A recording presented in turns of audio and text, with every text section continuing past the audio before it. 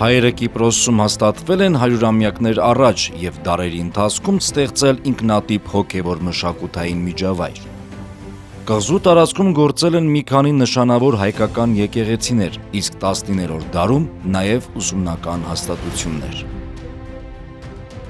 1878 թվականից Կիպրոսը գտնվում էր անգլիական ենթակայության տակ, բայց մինչև հայոց ցեղասպանությունը և Կիլիկիայի հայաթափումը կղզում մեծ չէր հայության թիվը։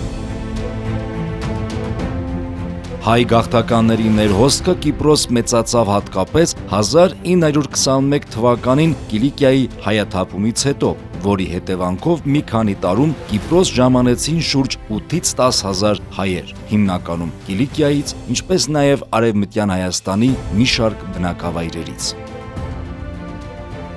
Հաղթարելով թեմական տագնապը 1920-ական թվականների կեսերին վերակազմավորված Կիպրոսի հայոց թեմը վերջնականապես անցնում է Մեծի տանն Կիլիկիո կաթողիկոսության իրավասության ներքո։ Թեմի առաջնորդը Պետրոս արքեպիսկոպոս Սարաճյանն էր, ով Կիպրոսում հաստատվել էր 1920 թվականին։ Նա ստանձնեց թեմի առաջնորդությունը, ղեկավարելով մինչև 1940 թվական, երբ Սահակ II Խապայանի մահվանից հետո ընտրվեց Մեծի տանն Կիլիկիո կաթողիկոս։ Պետրոս Սրբազանի ջանքերով 1920-ից 30-ական թվականներին վերակազմավորվում է կղզու հայության համայնքային կյանքը, վերաձևավորվում են տեղի ազգային իշխանության մարմինները, հաստատվում է թեմական կանոնադրություն։ Սկսվում է նոր շրջապուլ Կիպրոսի հայկական համայնքի կյանքում, Կիպրոսի հայոց թեմը և տեղի թաղական խորհուրդը, ապա թեմական ժողովը հսկայական աշխատանք են իրականացնում կղզում հաստատված գաղթականության, սոցիալ-տնտեսական և հոգևոր մշակութային կյանքի կազմակերպման ուղղությամբ, որի գլխավոր նպատակը ուծացման գործընթացների կանխումն էր։ Այս առումով անգնահատելի է հայկական սփյուռքի եզակի կրթօջախներից մեկի՝ Մելքոնյան վարժարանի դերը։ Այն կառուցվեց 1924-ից 1926 թվականներին ծխախոտի առևտրով զբաղվող եգիպտահայ Գրիգոր և Կարապետ Մելքոնյան եղբայրների առատաձեռն բարեգործական նվիրատվության շնորհիվ։ Սկզբում այն նախատեսված էր 500 որբերի ապաստան տալու և կրթելու համար, հետագայում այն որբանոցից աստիճանաբար վերածվեց աշխարհահռչակ միջնակարգ դպրոցի, գիշերօթիկ բաժնով։ Դպրոցի պատմական շենքը գտնվում է Կիպրոսի Հանրապետության պաշտպանության տակ որպես ազգային արժեք։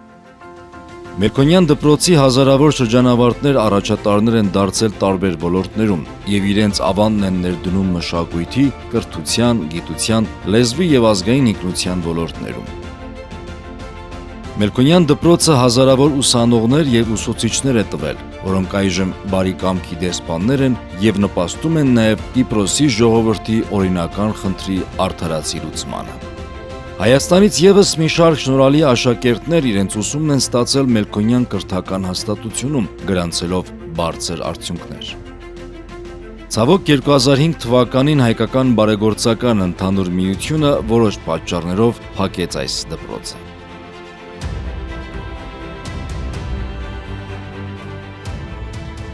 1960 թվականի անկախությունը նոր դարաշրջան բերեց Կիպրոսի հայերի համար, որոնք սահմանադրությամբ մարոնիների և լատինների հետ միասին ճանաչվեցին որպես կրոնական խումբ։ 1963-64 թվականների բախումների ժամանակ Կիպրայի համայնքը մեծ կորուստներ ունեցավ։ Կիպրոսցի թուրքերի կողմից գրավեց Նիկոսիայի հայկական թաղամասը, վերցված էին առաջնորդարանի շենքը, բազմաթիվ ազգային նշանավոր կառույցներ, համայնքն ունեցավ նաև զգալի թվով մարդկային զոհեր։ 1950-ից 70-ական թվականներին կիպրահայերի թիվը զգալի կրճատվեց, մի մասը արտագաղթեց Մեծ Բրիտանիա, որոշները Ավստրալիա, Կանադա և Ամերիկայի Միացյալ Նահանգներ, իսկ հետո մոտ 600 հայեր հայրենադարձվեցին խորհրդային Հայաստան։ 1975 թվականի ապրիլի 24-ին Կիպրոսը դարձավ առաջին եվրոպական երկիրը, իսկ աշխարհում երկրորդը Ուրուգվայից հետո, որը հատուկ բանաձևով դատապարտեց հայոց ցեղասպանությունը։ Դրան հաջորդեցին ևս երկու բանաձևեր, որոնցով ապրիլի 24-ը հռչակվեց Կիպրոսում հայոց ցեղասպանության հիշատակի օր։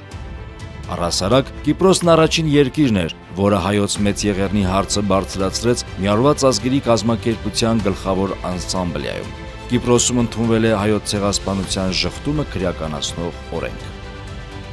Խորհրդային միության փլուզումից հետո, ինչպես նաև Մերձավոր Արևելքի այլ հայաշատ երկրներում տեղի ունեցած քաղաքական անբարենպաստ իրադարձությունների հետևանքով հազարավոր հայեր հաստատվեցին Կիպրոսում, ստվարացնելով տեղի հայ համայնքը։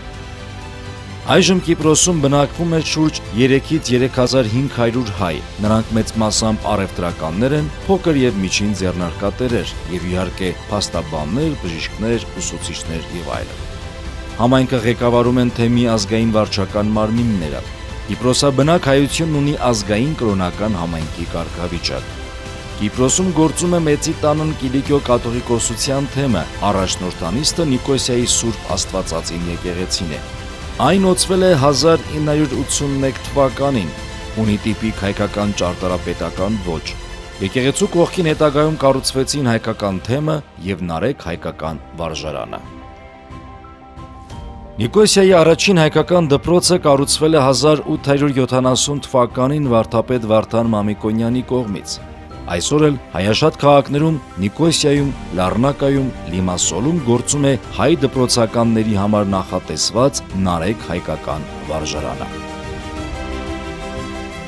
Հայոց վարժարանները Կիպրոսում ունեն պետական դպրոցի կարգավիճակ եւ այստեղ ծախսերը հոգում է պետությունը։ Կիպրոսի ծովափնյա Լառնակա քաղաքում է տեղակայված հայոց ցեղասպանության զոհերի հուշարձանը։ Վայրը խորհրդանշական է, հենց այստեղ են առաջին անգամ ոտք դրել 1915 թվականի ցեղասպանությունից մազապուրծ առաջին հայերը։ Այդ դժնդակ տարիներին հայ ժողովրդին անկեղծ բարեկամության ձեռք մեկնած ժողովուրդներից մեկը Կիպրոսի ժողովուրդն էր։ Համաձայն Եվրոպայի խորհրդի տարածաշրջանային կամ փոքրամասնությունների լեզուների եվրոպական խարտիայի կիպրահայերի ճնշող մեծամասնության մայրենի լեզուն արևմտահայերենը ճանաչվել է որպես Կիպրոսի փոքրամասնության լեզու 2002 թվականի դեկտեմբերի 1-ից։ Կիպրոսում ապրող հայերի թիվը գերազանցում է 3500-ը։ Կիպրոսում քիչ թվով հայեր կան նաև Եթովպիայից, Հունաստանից, Քուվեյթից, Թուրքիայից եւ Միացյալ Թագավորությունից։ Ամփոփելով կարող ենք ասել, որ Կիպրահայ համայնքը հայկական սփյուռքի կայացած համայնքներից է, ունի կայացած ազգային կառույցներ, որոնք իրականացնում են հայապահպան առաքելություն։